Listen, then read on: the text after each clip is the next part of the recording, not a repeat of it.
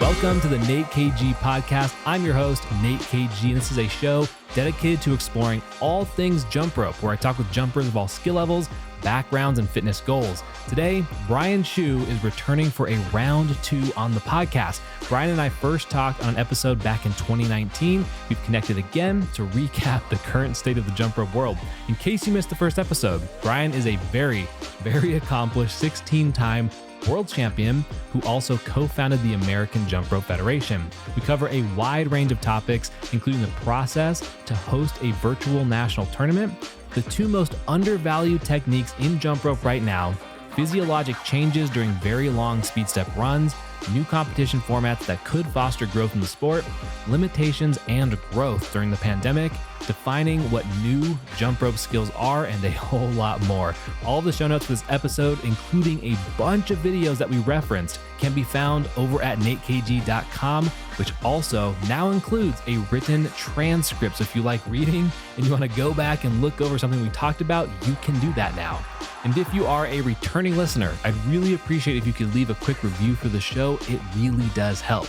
Okay, with that being said, please enjoy this conversation with Brian Shu. Brian, welcome back to the podcast. We're doing a round 2. I hope you've been well. How are things going? Been going really well. Good to see you again, Nate. I think last time we really talked was around kind of the summer for national stuff. So it's good to see you again. Yeah, let's start there. Let's talk about nationals, putting on the virtual AMJRF nationals last year. And then we were talking a bit beforehand, so we have a lot of other things to get to. So let's talk about nationals. How did that go? What is it like trying to run a virtual tournament? Yeah. Well, I mean, I am not a producer or editor by trade at all. So really the whole experience kind of felt like trying to bake a cake without knowing the recipe. And you're just like, well, I know what it's supposed to look like at the end, but I'm going to throw stuff together, or like I have kind of a plan and people who can help, and we're just going to see what we can do. So yeah, I was just learning as I went and learning a lot about the intricacies of, editing, like the audio stuff that I'm sure you do. You have to tune all the little ups and downs. And then you have, kids who have submitted videos that are shot with like weird angles, like a fisheye. One of them was a fisheye lens video of like this. That's amazing. Okay, we're gonna make this work. But yeah, it was a great learning experience. And if we do have to do a virtual event for fun or for like out of necessity in the future, I think we know how to do it better now. That's cool. What are some of the things that you would think about like on the back end? Because I know many people don't know what really goes into putting on an event like that. And even though it's virtual and it happens on your computer, it's still not necessarily simple. So what are some of the things that you would think about and tasks you'd be trying to figure out? Well, I mean, as you know, my number one point of paranoia was like, what if like the stream goes down, or like, what if there's a connection issue or whatever? And so in the beginning, I really wanted to try and pre-record everything, as in like get the scenes already set, have the commentators watch it, and then have them record like their responses and just stream like a raw video file basically. But to your credit, you're like, nah, dude, this is like, it's gotta go on Twitch. We talked about that so much. Yeah. And like maybe 2 weeks into it, I was like starting to finally come around. So, I mean, if we're thinking back to like my first initial thoughts, that was like, do we do it live or do we do it pre-recorded? And I think live was absolutely the right way to go, because people, they want to like talk and stuff in the chat. Well, and like when we were talking about it, I remember, I think you pinged me and you're like, Nate, like this is what we're thinking. Like, I see you on Instagram a lot. Like, I know you do stuff. Like, what do you think? And I was like, well, I think you didn't even, I don't remember the exact conversation, but I think I was like, it's got to be live. And like, I guess you could pre-record it, but that'd be like kind of weird. And I think you were like hoping that I was going to say like, yeah, just pre-record the whole thing, and you were like, oh no. As an engineer, I value stability so much. So it was like, just do something that's going to work. It's tough too, because like in the jump, at least in the competitive jump rope space, competitive jump ropers, they can be very entertaining, and some of the high level jumpers can be very entertaining on stage. It's so much different to try to be entertaining on a live stream, commenting on things versus actually doing it yourself, and definitely need to shout out Devin because of the amazing job that he did consistently over the several days and stuff, and everyone else who was hanging out. But yeah, it's a way different task. So in terms of like stability, you are just kind of hoping that these jumpers can also show that talent as well. Yeah, that's true. I mean, props to you guys for helping pull that off, because truly it would not have happened without like you and Devin and Nick and Kaylee. And Mike had a baby that day, so we had to scramble and find like commentators to fill the spot. But yeah, I think it all worked out pretty well. That was good. Would you do it again? If someone said, Brian, Nationals, are we doing it virtual? What would your answer be? Well, it could be a fun medium in the future. Were you just going to say, do I have to? Was that like the initial phrase that came to mind? If it's between do we do nothing or do we have to do a virtual because we have to do a virtual, then I'm going to do something besides nothing. But dude, in-person stuff is just so much better. Yeah, it's a different vibe for sure.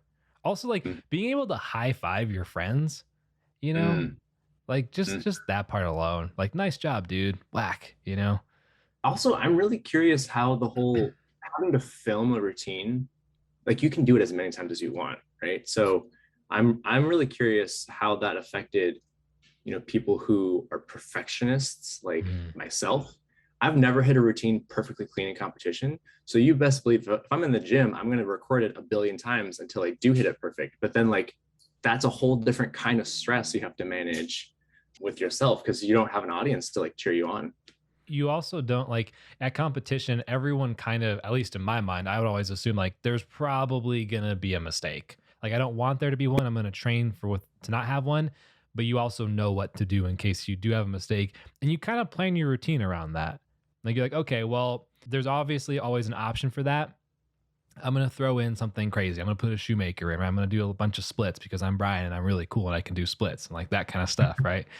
so you stack, and everyone's got a different kind of method, but you stack some pretty powerful skills to boost the point value and stuff like that. But when you're videotaping it, like, like you could do whatever you want. And I talk with Grim Leaper a lot about this because there's definitely a lot of merit to filming something like with speed as well, like getting like PRing your speed. But it almost kind of removes a little bit of the sport element when you don't have that pressure to perform. And that's like a really big piece of things. Totally. Going back to what you said real quick about, we kind of expect that there's going to be a miss. Do you think that's a US thing? That's a great question. I think it's probably individual or team-based, because then I think of someone like, I've been watching the 2019 Asia Pacific Championships, and like there's a lot of jumpers there, and some of those jumpers from all across the world just going at it hard, they miss a lot. But then there's like jumpers too, like I think of even in the US, like Graham hits his routines so clean. Like you can tell by the way he does his skills that he's drilled that routine so many times. Right. I think the US is probably more likely, because I think overall the US is a little bit more stunt focused in terms of pulling off like the big skill, whatever that is for that jumper. And I think that's not quite as common because I think the rest of the world, I don't know, I'm a little bit not as up to speed on this, but I think the rest of the world is a little bit more focused on actually stacking the points in their routine, which is typically multiples. That's kind of the sweet spot of like highest points for the least amount of time that you can do. Yeah. That's totally what we saw in 2019 in Norway. That's exactly it. It was just like systematic multiples, getting as many as you can, and it was clean. But to your point, I think it is very team-based, because like back on hot dogs, when the judging system was a little bit more subjective, the coaching advice was literally just, stack it. If you make a mistake, your tricks are going to be big enough that it doesn't matter.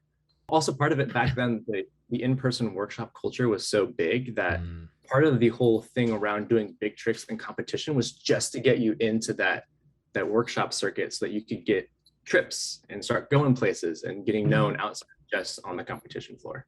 The people who host the workshops would see a jumper and be like, oh, that jumper is really good. I got to bring them on, because if you could do a hard skill, that means you could probably teach it, which is not one-to-one, but in considering Yeah. considering the history of jump rope, like it made a lot of sense, you know.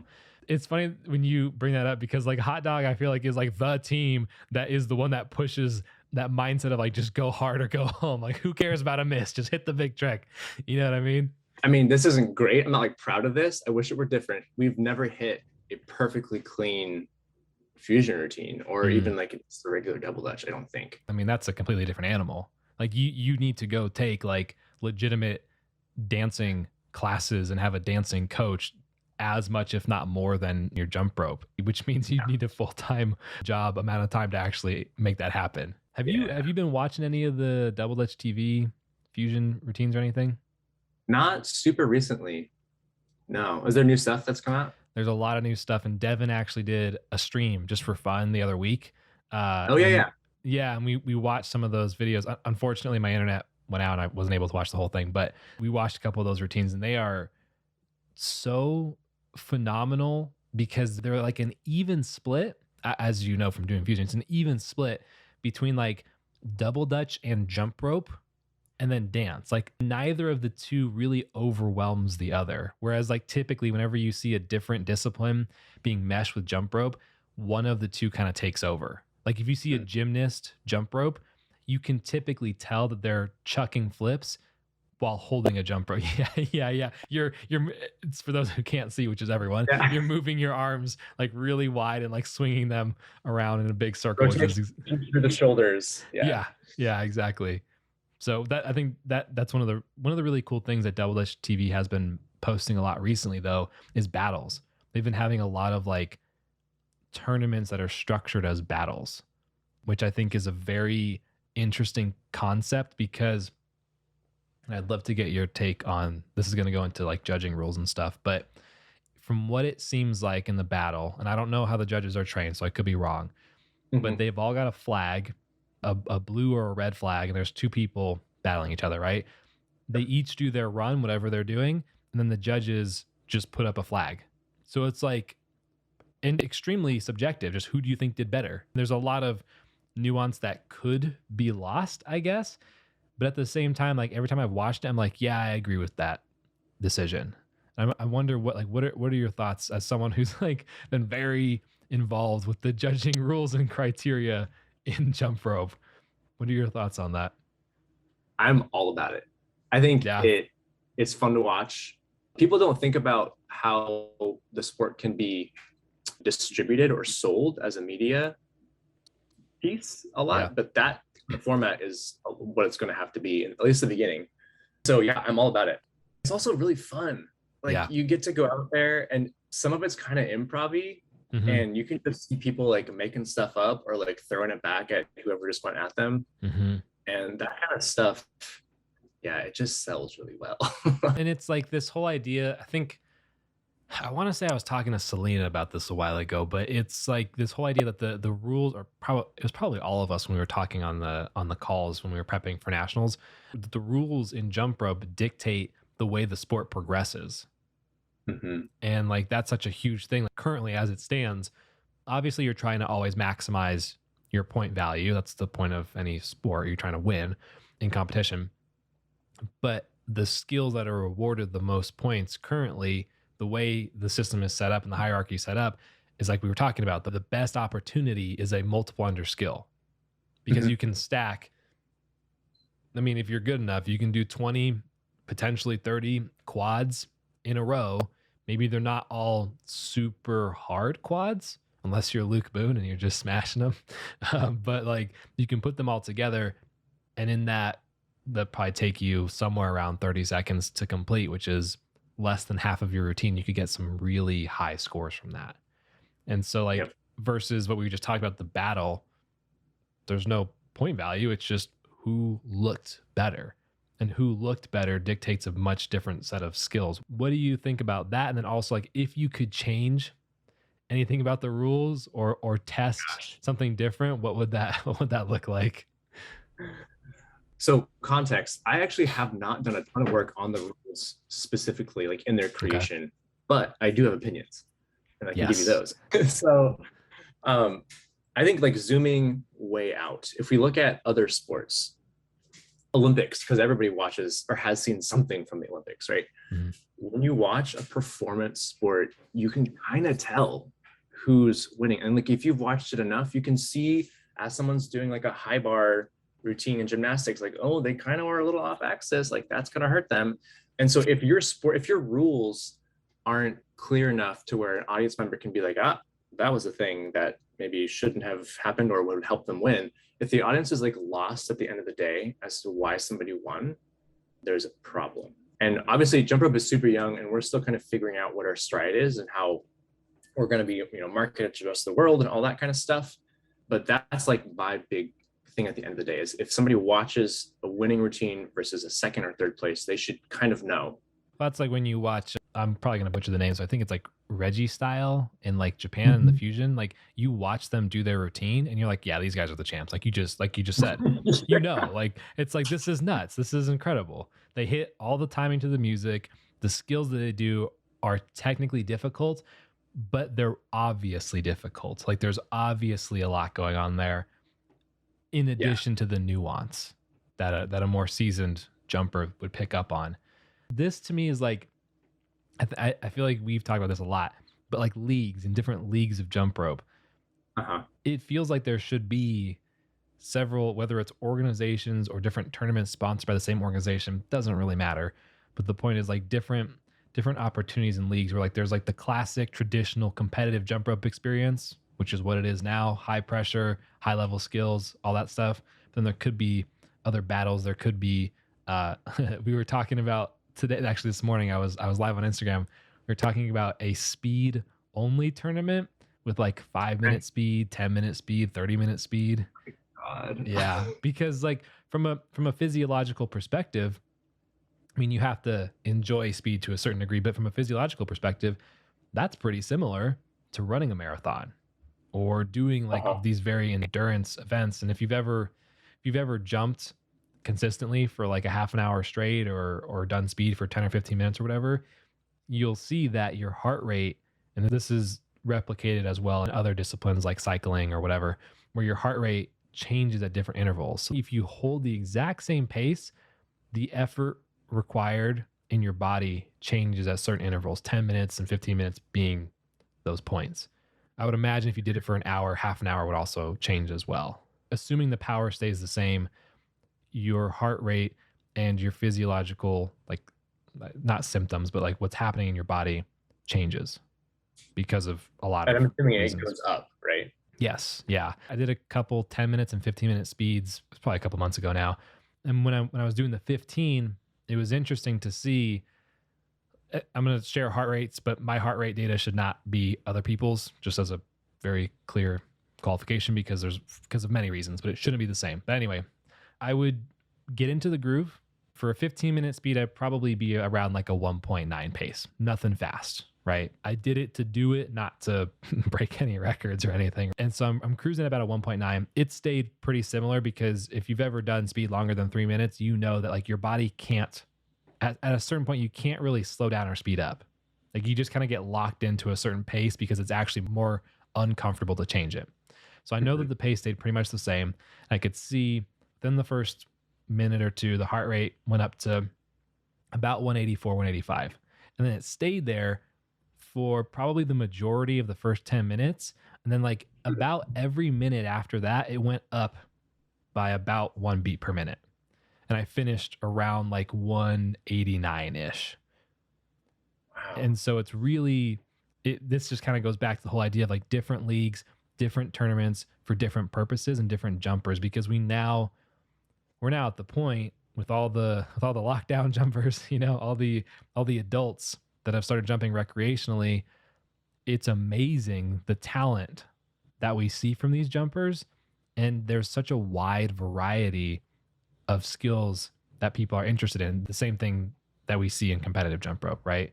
Except for, I'd argue there's more people interested in speed step in the recreational side of things than in the competition, with the exception of like the Hong Kong and the South Korean teams. Those jumpers are dominating like consistently across the board. I will say there is a certain, like, I don't know if not euphoric state, but when you're hitting like your stride and speed and you just like you're warm and you're just going. It feels so good. I could see how that would be tantalizing for some people. It's funny how, like, I don't know if you've done like a lot. I mean, this, you could apply the same thing to double unders, right? Like double unders for like a couple minutes straight, which if you're going for a PR for you, like as a competitor who can probably do a bunch of triples back to back, I'm sure you can hit hundreds of doubles in a row if you wanted to, which to some people might sound like a lot, but that's actually relatively straightforward in the competitive environment. So yeah, when you're doing hundreds of doubles or you're doing like a round of speed for 10 or 15 minutes or whatever, it's really, I found it very enjoyable to watch heart rate as a marker of effort rather than like numbers or scores or anything like that. Like the goal changes to, like, instead of I need to go really fast, it's I need to hold my heart rate steady for this amount of time. It's exactly what you just said. Like you get into this zone of like, it's a lot of effort, but it matches your ability. I think it's usually easier to get into that with double unders because you kind of just go on autopilot and you can kind of feel it a little bit more easily. But I noticed, like for me, 184, 185 BPM for heart rate, it's still a lot of effort, but I can just cruise. But if I'm doing freestyle or like messing around or trying different things, if I hit that heart rate, I want to stop immediately. But when I decide to do like speed step or doubles, which are very low intensity, you can just kind of mainline that and just keep going, which I think is a very undervalued, not as much known side of jump rope yet. Is that like a training tool that you use? You know, it's one of the tools in the toolbox, right? Like the way I've been changing my approach to speed step over the last 6 months to a year or so is, I think in jump rope and competitive, I always refer to competitive jump rope as just jump rope. in competitive jump rope, we always just want to go faster. That's the whole point of speed step, is to go faster. The majority of training is set up to go really hard. There's definitely some jumpers who have different paces and they focus on pacing. I haven't spoken to every coach, so I wouldn't know everyone's drills, but it seems like a lot of competitive culture is like, if you're gonna do speed, you're gonna go pretty hard. Even if you're doing like a 2-minute speed, like you're still gonna be at a pretty decent pace, which makes sense. One of the things that I've been changing is actually focusing on a lot slower paces and longer durations and not as much like brutal pain from speed. And then you have a lot of, at least for me, it's been a lot more fun to do it, and a lot easier cognitively to get yourself into it. If you plan on doing 10, 30-second speeds at 60 or 70% of your maximum, which could be so relaxed, probably 60 is a little low, but like 70 to 80% of your max, that's not going to be a problem. And even if you miss, you're like, whatever, this isn't that hard. And then by the time you're done with those 10 rounds and you're just kind of chilling, taking it easy, you're like, why don't I just try to go hard? And then like all of a sudden it completely changes it, right? Because you've already set yourself up mentally for success. You've already done something that was successful. And then it makes the rest of the training a lot more enjoyable. Have you been doing a lot of speed step, or how's your jumping been? Well, No? so unfortunately, I've had like a lower back injury that's been around for like a couple months now. Was it like a sprain or a strain, or is it just some kind of random thing? I think it was. I've always had back problems. I'm a tall man. I'm 6'3". It's tall. Pretty like thin. So yeah, back problems also just like are in the family. So it's just my destiny. I'm fulfilling my fate, I guess. But I think it was a combination of overuse. I did like a ton of hiking and rock climbing, and then just not doing the right like care afterwards, like stretching and all that, like foam rolling and stuff like that. And so just over time, I think it compounded into something else. I have yet to like go see a medical professional about this. You do like a lot of sitting every day for work and stuff? Yeah, I have a standing desk, but it's like not a lot of standing. I've used a standing desk too before, and like even if you do use it a lot, it's like it's definitely nice to shake it up, but I don't see as many of the benefits as they suggest it would give you, because it's like you're still tight and locked up, Yeah, breaks are better, I think, than standing up and down. But so I would love to get back into speed because I was doing it a little bit before I hurt my back. I kind of what you were saying, just like keeping it kind of chill, but just good pace, feeling like in your rhythm, having people watch you at the gym, and try not to feel super self-conscious about your metal speed rope. But Yeah, right. I don't know. Has this happened to you where you go to the gym to jump and then like you're just getting warmed up and someone's already in there jumping? Has that ever happened to you? Yeah. oh yeah, Yeah. And then you all the kind of feel awkward because you're like, I want to jump, but like I don't want to like make this person feel weird because like it's gonna get a little bit out of hand. yes, I have fully embraced the fact that, I mean, this is going to sound so cocky, but I'm like, I'm a former world champion. I need to just do my thing. Yeah. Like, part of the problem with me for so long was that I never broadcasted or like got people excited about jump rope because I was too worried about making people feel small. Yes. Like, Yes. Mhm. I'm just going to do this because I'm good at it and I want to have fun. And if people want to like join in the orbit, then great, let's do it. That is 100%. I understand that because that's the exact same way. Like I haven't been to a gym in a while, but I would go to like 24-hour fitness a lot. I had a membership there.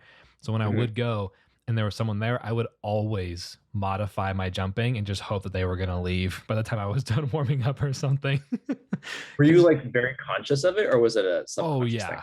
Oh, it was so conscious. I was like, that person's jumping. I was like, man, like I don't want to be a jerk, but I also like I really want to do some triple frogs, but I don't want that person. I don't want to be a jerk. There's Dang, boy, triple frogs at the gym. Oh my God. they it would take an hour to get there, but like yeah, it's but like you know what I'm saying? Like you want to throw down like you feel in a strength sequence, or like you want to do some quads. Oh And yeah. like it's so loud and like obnoxious if you don't know what you're looking at. That has happened to me before. I have like actually gone to the gym and jumped, and a person who was jumping packed up their stuff and left.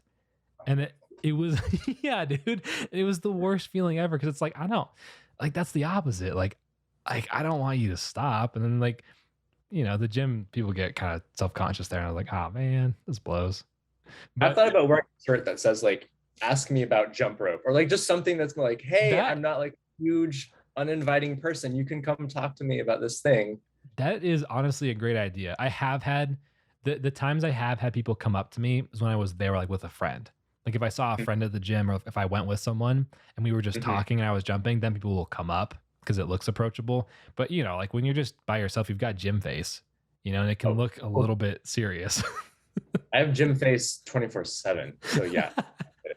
Oh man, that's funny. To wrap back around to speed step, I feel like that's a really big thing that would help so many competitors is that knowing that you don't have to always one up yourself every time you show up to a session. I feel like I'm still like recovering as a competitor in that respect. Every time I show up to jump, I'm like, well, I've already done it. There's no reason to do it again. You I, know, I don't know if you feel that way too. yes. At the beginning of lockdown, I would Mhm. try to go out into these concrete parking lots, and I'm like, and feel disappointed that I wasn't throwing like Same. dark Same. side, like backward push-up things. And like, I was like, wait, maybe I can just do jumping to a song and like have fun. And Yeah. like the discovery of that was life-changing. Yeah. Like I don't I'm on concrete. Let's be real about what I can actually do. Although okay, but Brian, I'm pretty sure you posted a couple videos where you were actually still throwing down some pretty solid strength and multiple under skills. I'd have to go back and look, but I feel like I remember being like, wow, Brian's doing that on concrete. Those are probably very concerted choices around like, I'm going to do it for like 30 minutes and then we're going to call it and be happy with whatever happens. I think that this would be a really good thing for competitors to remember is like you don't have to try to be a world champion every single time you show up to jump. Even if you Mm, are a world champion in your case, you know, mm. you can still just vibe and hang out and like you can do speed steps slow for just getting your heart rate up or something, you know? I wonder how well I would have taken that advice, like 10 years ago. Not well, Like, probably. I wouldn't have. yeah, I get it now, but man, back then it was just like you were hungry for it. No one was going to stop you from just like destroying yourself every day. Well, I mean, like, well, okay, well, first of all, let's look at I mean, if you're talking about when you were on the Hot Dog USA team with a group of other jumpers, when it was like And when you were with that group of insanely stacked jumpers, like that makes sense. When you're hanging out with like this massive team of like the top of the top jumpers, and yeah, that you're not gonna rely. You're like, what's up, world champs? Why don't we just take it easy? Let's spend like 2 hours just doing some standing wraps, like not the complicated stuff, just some basic step throughs. Like, no. I'm thinking more like when people go to college and they're no longer with a team or practicing, you know? Mm-hmm. Like at that point, it's like, why not? Like, if you want to still compete, then still compete. As soon as you've hit a couple years of a streak, not competing, maybe consider that you can still jump without putting a bunch of pressure on yourself, you know? Because I agree with you. Yeah. Like, if this was back when I was still looking at competition and planning to go to competition, there's no way I was going to relax. No. And it wouldn't make sense to because you're competitive. I don't think my mindset would have changed had it not been for a global pandemic. Like that's how Really? ingrained that thinking was. Yeah. Yeah, I can see that. Like for me, like jumping on I have a tumbling mat that I jump on concrete, which don't get me wrong, I'm very grateful for because it's a lot of cushion. But if I try to do push-up skills, my feet will sometimes go off the mat, or like the rope bounces a lot on it because that's just the way it goes, you know? And then there's like seams in it. So if you're trying to do things, it catches, or most time I'm in like the garage jumping. So I'll hit the ceiling on multiples. And so there comes a point where like the only way to not be frustrated is just like accept the fact that you're not going to be jumping at your peak right now, you know? Acceptance. Just be good enough for whatever you need right then. Just be good enough. That's really it. It definitely has forced me to try out different skills that I wouldn't usually do. Definitely a lot more like wraps and like really weird swinging style skills and stuff that I wouldn't normally do. Are you looking at doing more jumping this year? Are you trying to adjust or change things? Or how are you kind of approaching this year? I would love to jump at all this year. So far, I haven't because of the injury. I mean, it's getting a lot better. So I think, yeah, pretty soon I'd love to jump again. A couple times last year, I met up with Alicia from Instagram because she's in the Seattle area too. And those mornings were like the best. I just want as much of that as I can this year, just meeting people. Because we talked about doing like a jump rope meetup over in Seattle. So in my personal life, that is like, yes, I want jump rope. Yeah. With other people. I feel like everyone's been missing the in-person stuff. You need it with jump rope, you know? With the back injury, do you do a lot of like core and quad and stabilization strengthening or anything? So yeah, I went to PT a couple months ago and kind of worked through that initial injury. And then I've just been now every morning, you wake up, you do your meditation, and then you get right into like 15 minutes of just like, it's just consistency. It doesn't have to be crazy hard, just every morning. What exercises are you doing? Starting with just like bridges, just lay on your back, not even like on your hands, just shoulder on the ground, feet on the ground, bridges, and then some stuff like band work. And somebody showed me from TikTok. I'm sure you could find it on YouTube anywhere. It's just like find an elevated platform and like let your hip kind of sag and then bring it up. It's like a quadratus laborum thing for your like, or yeah, there's a whole thing, but that's cool. Just being consistent with that has helped a ton. That's a lot of stability and strengthening stuff. Nice. And have you felt like that made a difference? And then also reteaching yourself the basics. Like I've been into rock climbing a lot lately, and that's kind of how I got injuries, is because it was just throwing my body at these fake rocks when it's like, actually you have to relearn like breathing and core stabilization while you're on this wall. So it's just been back to square one for a lot of things, which I think would have really frustrated me back in the day. But now it's just kind of like, oh, I'm relearning. Like learning is fun again. Yeah. How does rock climbing, what kind of got you into rock climbing, and how does that fit with jump rope or around jump rope or next to it? Yeah, that's a good question. I actually got into it. So Samantha Fisher Powers now, she used to run the World Jump Rope Tournament with me for many years. She was my jump rope wife. And her actual husband had a birthday party at this rock climbing gym. And so I went and hung out and had a great time. And I just like ever since have been doing it. And I don't think it really fits in with jump rope, or except for maybe like the core stuff, because it's all pull. Jump rope is push for the most part, a lot of push. and then this is all pulling. So it kind of complements nicely, I think. That's cool. Yeah. And you It's, like the it's also lower impact too. Just it's that it's lower impact because your style of jumping is very strength focused, which is very hard to maintain. That's unless you fall. But even then there's squishy mats, so you're good. Yeah. The goal in rock climbing, obviously, to climb, to go higher. Is that like a really motivating thing? Does that feel different than jump rope? And does it kind of feel like the same type of motivation, like you're moving towards a goal, or is it different? I think it's different because I'm not moving toward a goal. I just go just to hang out with people and climb and hopefully hit some good routes. And if I don't, then whatever. And no one's like coaching me to be like, this is the objective for the day, blah, blah, blah. Your path is here. It's been totally different and really good. It's just hanging out. Yeah. That's community. Cool. Community. That's pretty neat. Let's get into a couple other things. We were talking about a lot of stuff pre-call. Yes. We got into a bunch of stuff. So we were talking about notation, skill notation, which is fascinating. And this originally started with Lee Reisig.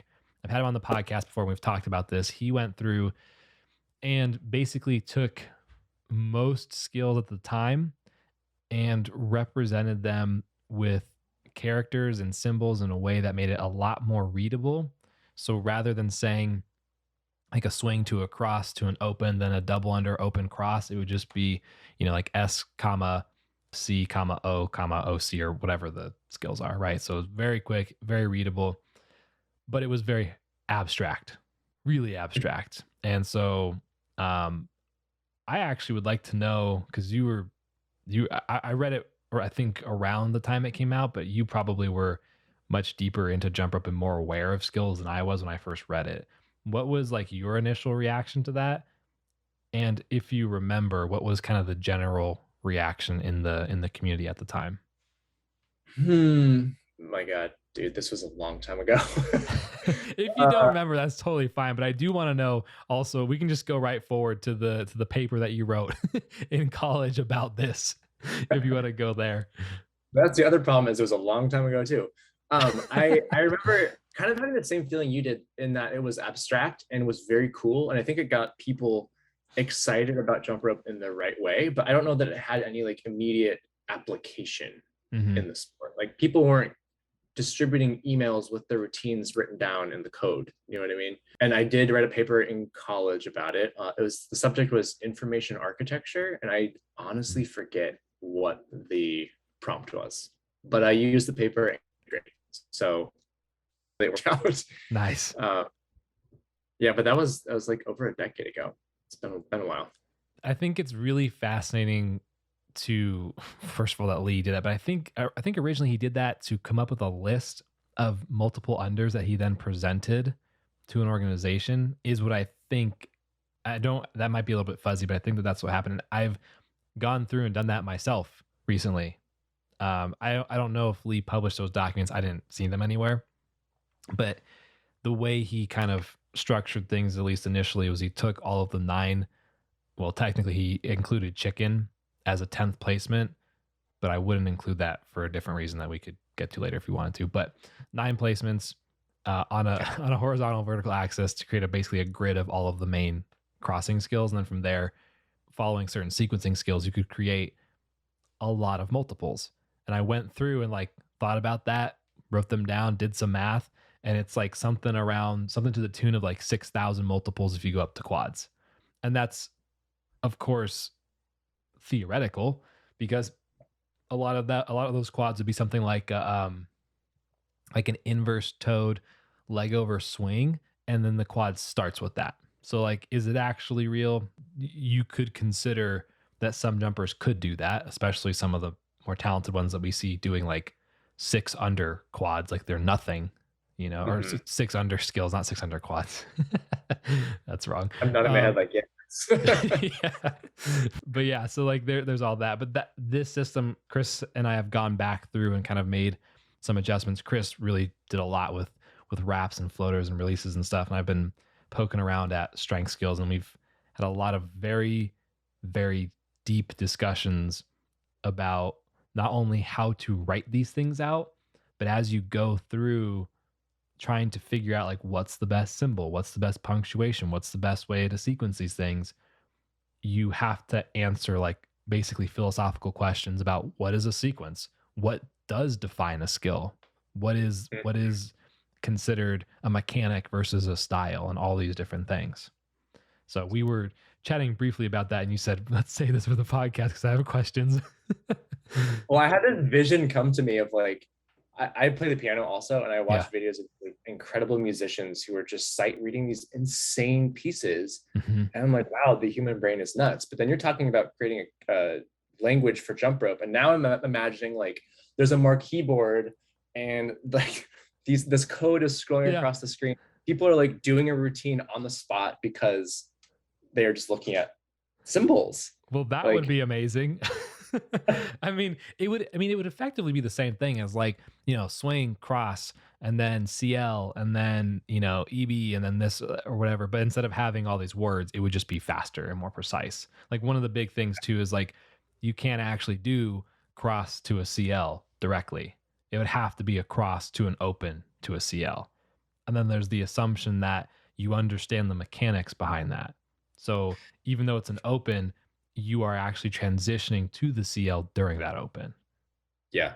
Oh man, I really would love, I haven't seen this yet, so I would love to look at it. Yeah. I think that like also coming from like the engineering mind, I think if you have a structured, like the movements that we do in a lot of cases can be represented really well. But there are, like you were saying earlier, tons of edge cases. And so like, do you think you can capture them all? I don't know. That's a great question. Chris and I have been, I feel like now I should have invited Chris onto the podcast to be part of this as well. But like, yeah, I'm gonna have to. Maybe we'll do actually a different episode or something. But there's a lot of, it gets really nuanced. I don't know how like detailed to get with it. I'm trying to think of like a good example, but you probably can capture all skills that are mechanics, but then you run into issues with things like what we've been calling a yo-yo release. Like I see a lot of like Lauren from YMCA Super Skippers doing these, and Devin, where you basically have split the rope into two ropes, where you're holding like one handle, a different section of the rope is being held to some degree, whether that's your hand or like you're holding it in a leg placement or something. And the other handle is swinging around freely, doing like an extra rotation. This could all happen in a wrap. So you could be wrapped, and then your hand could be like rotating the rope around you, launches it up, catches it, keeps going, or whatever the skill is. And so the question is, what is that? Like, is that a jump rope skill?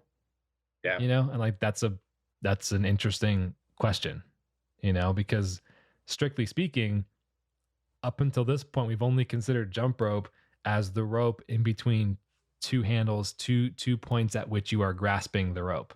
And of course, you could switch to one handle, grasping both handles, or you could do no hands, not holding either handle, like a floater or like a full release or something.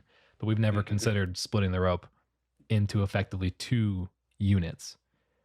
Which the crazy thing is, man, like as you go through this, obviously you'd pick, like if we walk through it, you'd see very quickly the enormity of it. But basically, like if you think of the multiple unders, there's 6,000 possible multiples, which is a lot. And we see people doing 6 under tricks that are not just like swing, open, open, open. Like it's not just the basic. They're actually doing like swing, EB, stall, backwards AS, like crazy stuff, right? Really hard.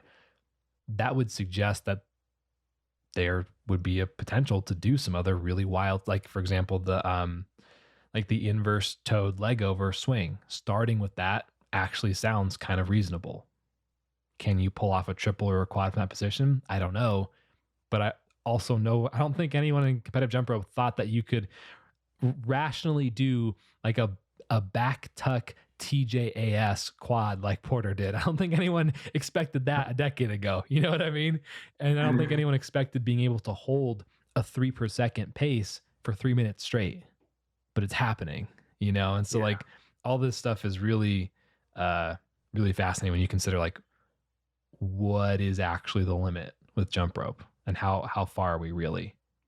I think in terms of just the speed step to simplify things, I think there's still a long way to go. I think that 4 per second is not actually as crazy as it seems right now, because we see it in double dutch pretty frequently at the elite levels. Mm-hmm. You know, Yeah, you're like making me zoom way out now. this is where my head's been at for like literally a long time, like the past year. And then it's like, how do you condense all of this into a way that does not seem psychotic for someone who's learning jump rope? Okay, so the whole purpose of it is a training tool. That's kind of like the main impetus for you. It kind of serves two things. It's both training and a way to talk to jumpers. So like as you learn it for the first time, you're like, oh, that's what that is. Oh, that's like, for example, a lot of skills are actually several skills put together. They just appear as one skill depending on how you jump through it. We were talking about the archer release before this, where you do, technically it's a behind the neck backward swing to a backward same side mick. And that's like 2 characters if you're not considering the catching, right? But we call it an archer release. Well, if you're trying to explain it to someone and assuming they understood notation, they'd be like, what is, oh, that's an archer release. And like you can see it broken down very clearly. And then it also makes it very simple where you're like, say you're at the gym and you're trying to think of like a good example. Like I did a 360 turn, into a double down, push up, CL up. And it's like, okay, well, did you jump in the middle of the 360? Did you not? Like as you went down to the push up, like was it an actual double or was it a single under your feet to the push up? Like all these like slightly inconvenient things that typically you say the combo, and then you spend 10 minutes talking about what the combo actually is. Yeah, right. And so it kind of simple, but all this stuff like Lee already did this, you know what I mean? Like this was Lee's vision so long ago. And then Chris and I have just been kind of changing up some characters and adding some things that that didn't, like, go-go's were a thing, but they weren't like as widely done then, whereas now you see go-go's in so many, usually like swing go-go's because there's a lot easier to kind of pull out, but you see them a lot. You see floaters like a lot, and like a bunch of different skills. So it's just kind of, as Chris and I have been working with a lot more like adults who have gotten into jump rope not competitively, you have to be so precise with what you're discussing. Whereas like I think we talked about last time, like the youth competitive jumpers, they know half of what you're gonna say already. Like you can go pretty quickly through whatever you're explaining. So, but Lee's system would be, in terms of your question, like is it a teaching tool or is it like communication? It's actually both, because as you explain it to someone, you can't separate the philosophy with the decisions that were made about how it was created, if that makes sense. It's a little bit abstract and hard to understand if you don't have like an actual thing in front of you. But yeah, I'm also super visual, so I'm just trying to picture like, okay, what is it's like you're using an English alphabet or like the Latin based characters. English characters for most things, and then Lee used a lot of punctuation for, I believe it was punctuation for like strength skills. And I've been playing around with a different, I think it's the Greek alphabet, using those symbols to represent strength skills instead. Don't use Delta or Omicron. Dude, honestly. can't use that otherwise anymore. Fair game. yeah, exactly. So anyway, that's the long story long. That's kind of the thing with like skill notation and all of that. I would like to hear, I know that we touched on this on our first podcast, but you were actually number 16. So it's been a while. I didn't realize that it had been that long. And I'm now, this is probably going to be like 80 or something. So yeah. Wow. Yeah. So, or maybe it's 78. Maybe I'm overshooting a little bit, but either way, it was a while ago. And let's talk about the skills that you've created.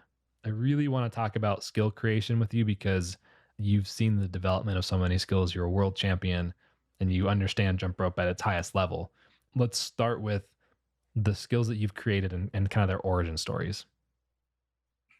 Okay, I can think of three off the top of my head. It was actually kind of my goal this year to put those out into the jump rope mainstream, whatever, on Instagram, whatever, as kind of like things that I'd made. Because I think that we need to have people taking better ownership of what they've made for themselves, and also just for kind of like the history of the sport.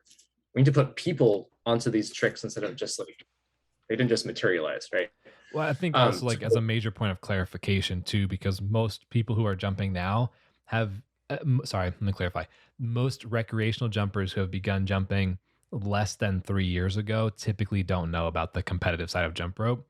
But so much of what jump rope is has developed because of the competitive culture.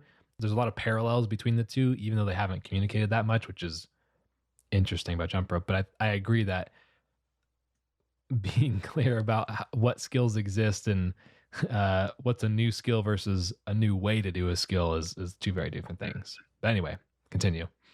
Yeah. One of the first ones that I came up with, and there's actually truly no good way for me to verbally tell you what this trick is. I don't know if you need to post a link somewhere, but it's kind of like the yo-yo. I'll include, if you have a video of it, or if you want to take a video, I can definitely include it in the show notes for sure. Sweet. Yeah. It's a crazy like wrap that's has a yo-yo element. It, like, you let go of it, swings around, it rebounds off of an arm, it goes all kinds of places. Over your head. I know exactly what. Oh, you did this in like all of your routines for like a couple years, right? Yeah. Okay, I'll post some of those. We'll talk about which one you would prefer for me to share, but I definitely will. It's really cool. Continue. I don't mind me just geeking out over here, like, oh, Brian's so amazing. I don't know how to describe it. Maybe your language can help with this, but I think I've settled on the name of like shoestring for that one. That was back in like 2008. I don't know how it started. I think I was just trying stupid stuff, and that was something that just kind of stuck. The big thing for me with jump rope has always been like not limited to, like you were saying earlier, about it being a single access or you have to hold two handles. It's always just kind of like do whatever, like slide on a handle across the floor if that's part of your trick. What if you like surf the handle? Like you just like got it to a point under your shoe where you could just like ride it. Like that kind of weird stuff is where my brain goes with tricks. How many times have you tried that, and how many injuries have you sustained from attempting it? I leave those to my teammates to try. I do not try those tricks. Smart man. I will put in a caveat here, just because I need to not do skills and slide around on a slippery floor, because I do know that there was a jumper who broke their jaw trying a push-up and slid out on their hands. So this is very fun to talk about, but keep in mind that Brian is a trained professional. So have to add that little clarification in, because don't want people getting hurt from getting a little too wild, but not to dissuade the creativity, but yeah. Again, I think of these things. I don't always try them, as we Nice. So the shoestring. Shoestring. Yes. And then the other one, which you kind of already mentioned, is a Shoemaker, which is a push-up. You do a 360 and scoop yourself in a kamikaze and land back on the ground. And when I say 360, I don't mean rotating like head around like a clock. It's more like a spin. What do we call this? Like a barrel roll, I guess, in place. Yeah. With a kamikaze. Yeah, that makes sense. So it's like, your head and feet stay in the same position, but your shoulders rotate around. Did you just think of it? Did you get it from like, because I know in the fitness world, they do a lot of this style where like they clap behind their back and then turn around and stuff. What was I think it was a gymnastics drill. It was a gymnastics drill? Yeah. Wow. That's one of our coaches was doing, and I was like, that's cool. I want to add a rope to it. Do you scoop it backwards, or do you scoop it forwards as you finish? Forwards, but I have tried the EK version. You can kind of cheat at the beginning. So like I've seen some folks do it like really nice, and then other maybe people who are just learning it like really rely on like their leg to push them up into the spin. When you're doing an EK in a push-up, you're gonna kind of cheat it. So it never looked good, but you can sort of make the trick happen. How do you spell the Shoemaker? I've always read it SHOE. Yeah, I was wondering if you made it include your last name. not that egotistical, although it does include the phonetic pronunciation. I feel like that's like when Mike talked about like making the Mick release. He's like, yeah, I didn't want it to be Mike, so I made it MIC for Mick. And it's like everyone calls it the Mike now. I have had people on YouTube correct me and say, Nate, good tutorial, or whatever the video was, good tutorial, but you pronounced it wrong. It's actually Mike. And I'm like, well, okay, moving on.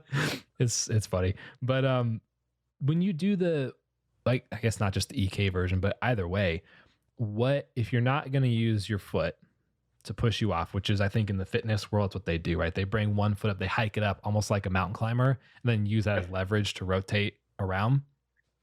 If you're not going to do that, how do you approach doing that skill?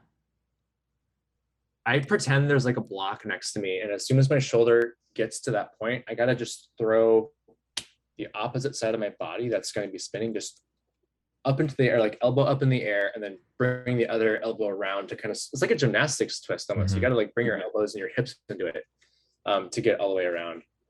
I wish I had a better, it's like a visual thing. It's hard to explain on a podcast. Yeah. No, there's a very big limit to what can actually be accomplished, but that makes sense. How many people, what's the most people you've shoemakered over?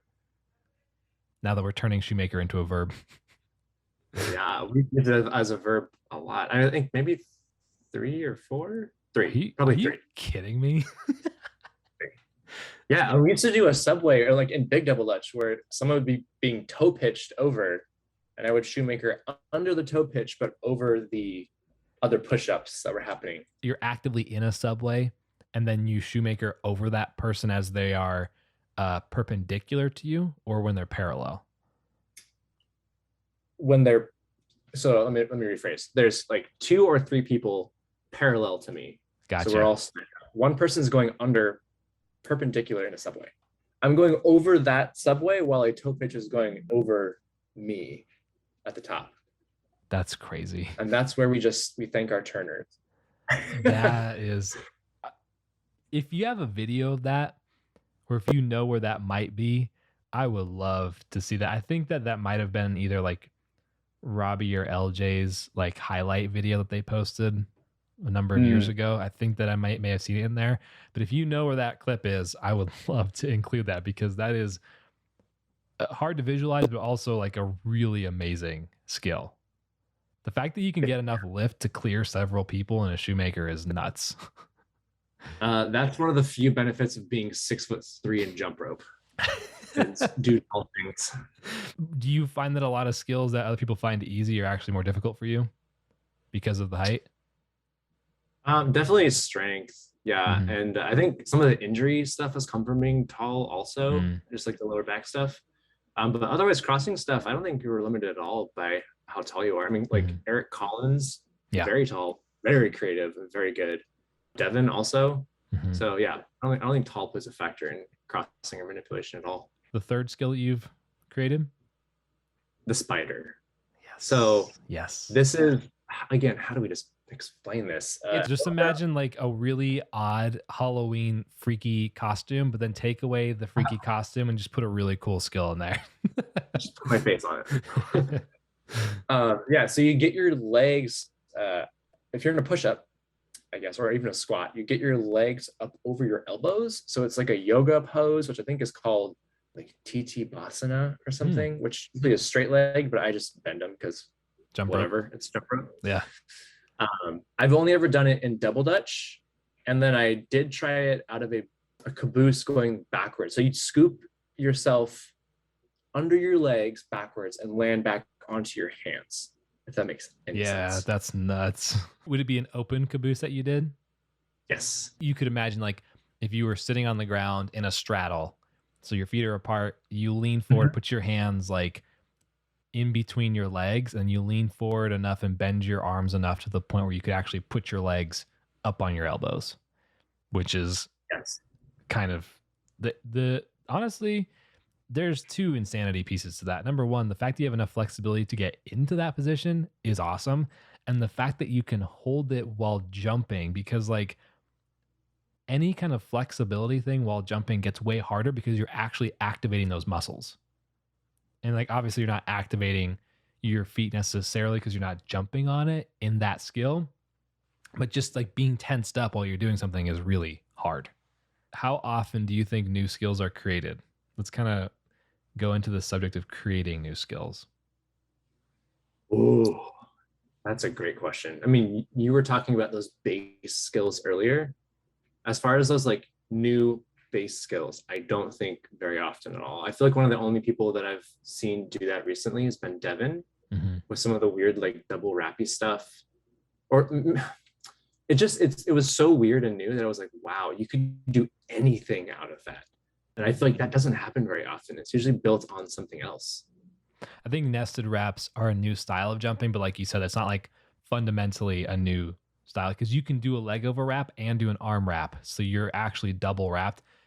Theoretically, you could do more if your rope was long enough, but obviously that you start to hit the edge limits there of like reality. But I agree with what you're saying. Like you can do double wraps in really, really crazy ways. But I think a lot of jumpers who've been jumping for like less than 3 or 4 years will do skills like the EB, I think is a really big culprit of this.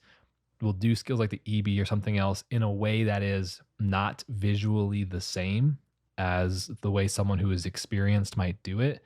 And it appears as Mm, though it's a new skill. Or if you do a side swing open double under and you use very stiff, slashy arms, it appears like a southpaw. And then mhm. southpaw gets used because Jake Gyllenhaal is like really famous. It's still a valid skill, but giving it a new name and assuming it's a different thing is kind of that's not as accurate.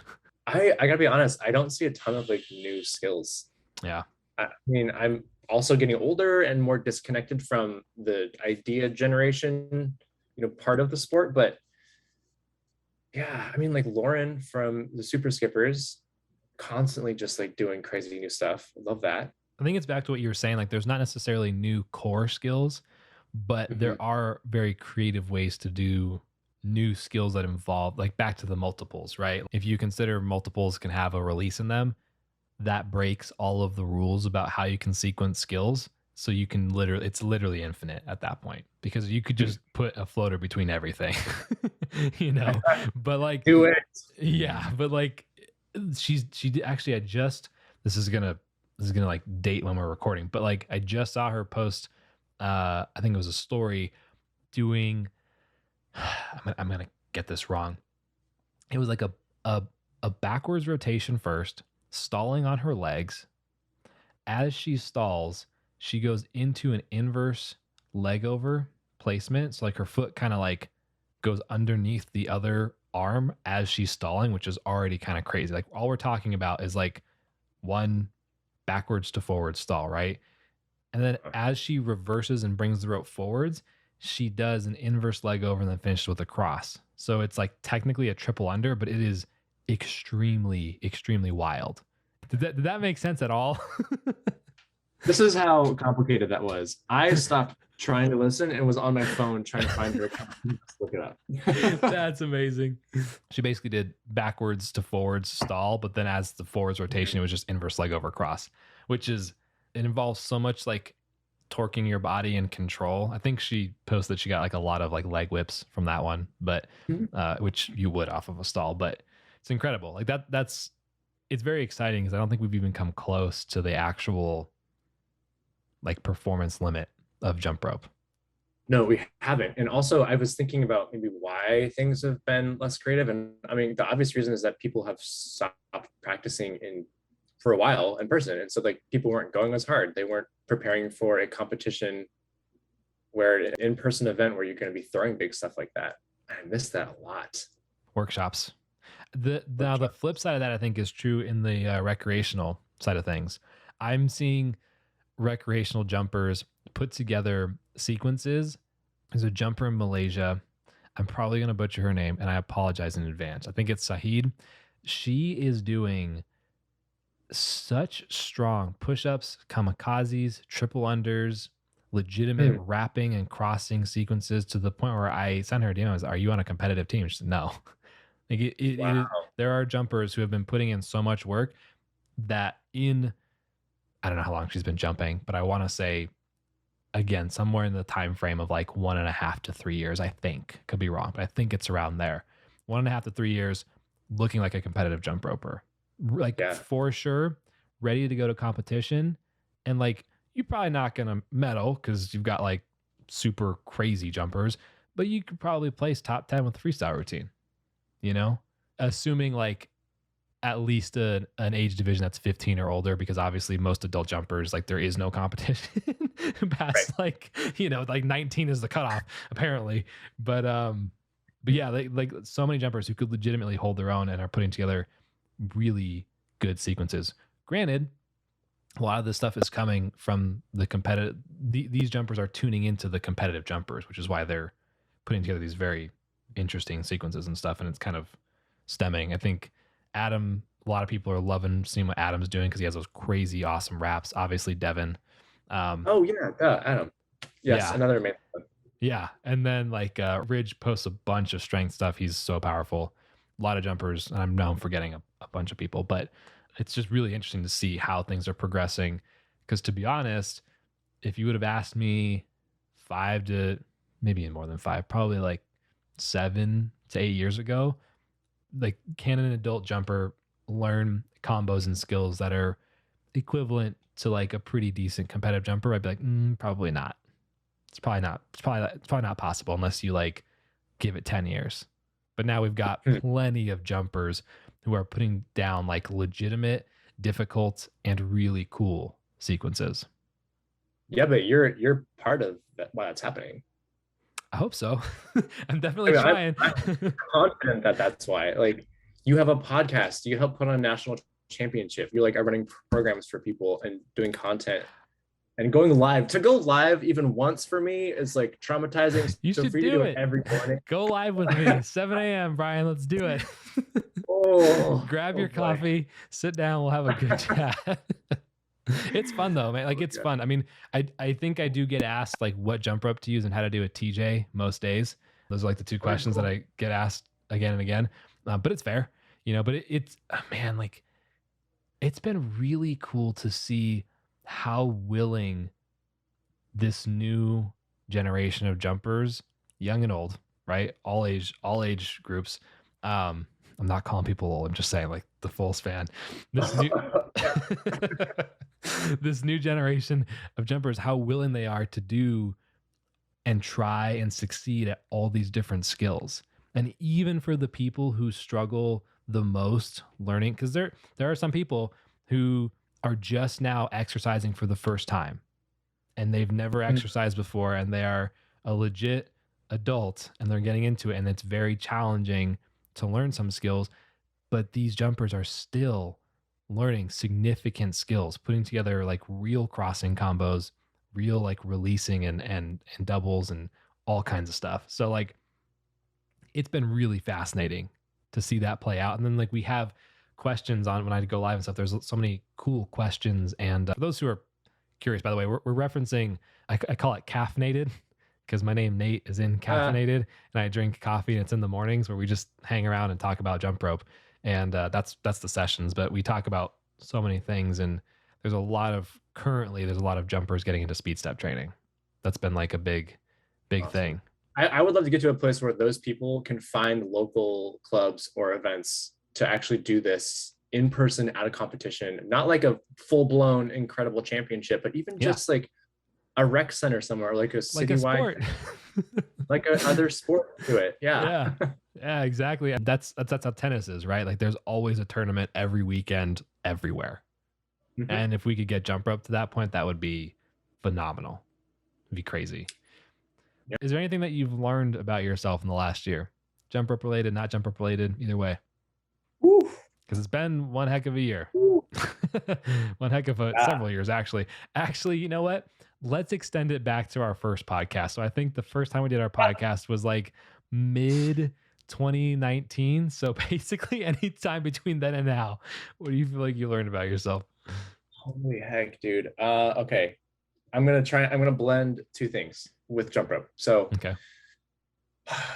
we talked about how, during the lockdown, you get out there and just start doing stuff for fun. And that was great for a while. And then I was talking to a new neighbor and just explaining like what jump rope was and kind of just showing them like these tricks. And I was talking through the process of like breaking down, okay, I'm here, like what can I do out of this certain position? And just by explaining it to someone else in that moment, I made a new skill that I then posted on Instagram. And it was this moment of like, I love it. it was like, wow, I haven't actually been paying attention. I haven't been like being intentional about practicing jump rope for so long, because it was so automatic for me. I would just like space out and think about like work, or start thinking about like stuff I had to do for AMJRF. And suddenly this thing that was so good for me became, I don't know, I would just get lost in stress thinking about other things. And so like the idea of like, no, I'm going to come back to the basics and like just be very aware of like, I actually have to turn the rope to make this happen. And it's like, it sounds really small and stupid, but like just being present while you're practicing is huge. And I have started to get better at that recently. What was that skill that you created? There's a series of videos where I'm like on the water in these obnoxious orange shorts. It's like a weird wrap thing that like, again, I can't explain it to you. I'll link it. Yeah. Okay. It's a crazy wrap thing. Yeah. That just came about because I stopped to pay attention to what I was doing. I really understand what you're saying with that, because as I've been coaching a lot of jumpers, adult jumpers, who not only want detail and explanation, they also are interested in different things and watching so many different things that are new to them. It is like, oh yeah, like there's this different thing that I haven't thought about in forever. Cause like at some point when I was in high school, I was like, yeah, I'm not into wraps. I just want to flip my body around, And so like that became a thing. And and like talking to Chris so much about skill notation has forced me to think about skills that I probably still won't integrate into my jumping that much, but now I've thought about them much more deeply. And like we talked about go-go's so much that I actually have now integrated a lot of different types of go-go cross skills and go-go swing skills that I never thought about before, and they've actually become fun. So I think what you're saying is really, really important. And also it reminds me of in addition to speed step, I think there's two really undervalued pieces of jump rope right now. And I think speed step is one of them, because most recreational jumpers are not aware. Most competitive jumpers, I think, push too hard, right? As we've already discussed. The other opportunity, I think, is actually spending 10, 15, 30 minutes just doing relaxed singles to music. And it's something that I started doing, I don't know, sometime last year. I started doing that. And every time I warm up now, I always start with at least 10 minutes of just singles to music. And it's so easy. And like there's obviously like swings and stuff in there, but like as a competitive jumper, it's so easy to do that. It's such awesome time to like let your brain just think and just go, or don't think and listen to the music and then just get excited with the music. Like when you start jumping to the rhythm's never more than like 120, 130 BPM. If you're listening to like EDM stuff or whatever, that you just get a moment to like get hyped and just relax and chill. So that might be something worth, like there's plenty of days where like I might not be excited to jump, or like there's too many priorities on the list, so I can't do a full session or something. But even just 10 minutes of like, because as for competitive jumpers, you probably don't need to warm up before you do that, because that kind of is the warm up, and so it's a good option just to like get a little something done, just have fun, just jump around a little bit. And then what happens for me is most times after that 10, 15, 20 minutes, sometimes a half an hour, you're ready to do whatever you want to do next. You get the energy, I think, yep, I totally get it. For me, it was learning to be more mindful about jump rope and pretty much everything that I do. because when we last talked, I was like working on work stuff, jump rope stuff, trying to exercise and maintain a social life and all these things. And so then you just get on autopilot. And I think learning to become more present while I'm jumping, and the meditation in the morning, and like those moments of like being very clear about why you're doing something and being fully present for it has just been huge for me for the last year. I gave up on social life. Like I'll talk to friends on the phone and that's about it. I can't. No, I'm just playing. I did find the combo you were referencing in the orange shorts, and it's really awesome. It looks like you do like a leg over and then you go into like a rope catch. Probably not a wrap, but it almost looks like a wrap, but you actually catch the other foot, or maybe it was a toad. Let me watch it again. Whatever placement you did, you wrap the other leg that's not in the placement, which is really cool because it like goes around it. Mm-hmm. Yeah, that's neat. You just got to get used to taking slow-mo everything, man. That's just the way things go now. Yeah, that's you gotta always have that slow-mo ready. Get a new phone and then I'll break out the slow-mo. That's awesome. Brian, this has been really fun. We are almost an hour and a half deep. Probably after we cut this down, it'll be a little bit shorter because I had some tech stuff. But this has been really fun, man. Normally we end with what is jump rope to you? I know you've answered that question before on the first one that we did, but let's do it again. Let's see what comes to mind. What is jump rope to you? It could be the same, could be different. No, I have an answer. I have to figure out how to crystallize it. I think jump rope helps me create a space that I can exercise, feel good about, be totally present for, and it connects with other people too. So it's more of like a tool. Oh my God, I don't know how to explain this. This is when you know something is so deeply ingrained in your life because you don't know how to correctly articulate it. Jump rope is just me. That should be as much of an answer as you need for anything. When we originally talked, you had said jump rope is part of my identity and I need it to be part of my life. And you said not in like a weird needy way, but like it just has to be ingrained with your life. Yeah. I think maybe more poignantly now is the identity piece is because it gives me, like I was saying, like it gives me the space to take a break from other stuff, from life. I can be doing this thing that feels like an extension of myself in a way. So I guess that's where the identity thing comes into play. Which makes it hard when you can't level up. When part of that identity is always like doing something harder or more challenging and you're not doing that, it feels like you don't have that part of your identity, which gets really uncomfortable really quickly, which is why it's so important to like change the framing.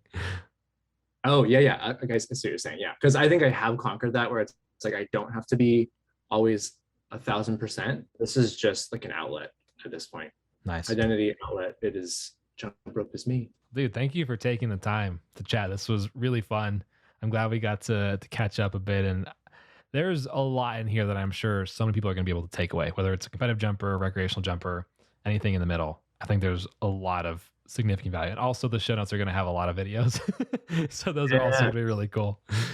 It's been good geeking out on jump rope with you. And hopefully I can see you in person one of these days. Yeah, that would be so much fun. Oh my gosh. You're in Seattle. It's a little far. Jump session. At some point. Yeah, don't worry. I'm going to fly down for like an hour jump sesh.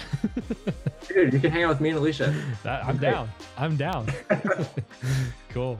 All right, man. Well, I'll let you get back to your day. Thank you again for taking the time. Yeah, dude. I'll catch you later. Hey, it's Nate again. Just wanted to pop in real quick and say thanks for listening to the episode. Please make sure to check out the transcript of this conversation in the show notes if you want to go back and read through it. Also, if you know someone who might enjoy this episode, please send it to them. This podcast grows from folks like you sharing episodes with other jumpers. So if you could pass it along, I would really appreciate that. If you're hyped, you're not done yet, you want more jump rope things, visit natekg.com/new. That's /NEW. That is a webpage that has my most recent YouTube and IG posts. There's a quick form to sign up for my weekly newsletter. New podcasts are linked there, etc. There's a bunch of new stuff always circulating that page, so definitely check that out if you want more jump rope things. So that is it for now. Have a great rest of your morning, evening, lunch, whatever time it is for you right now. I'll see you in the next episode.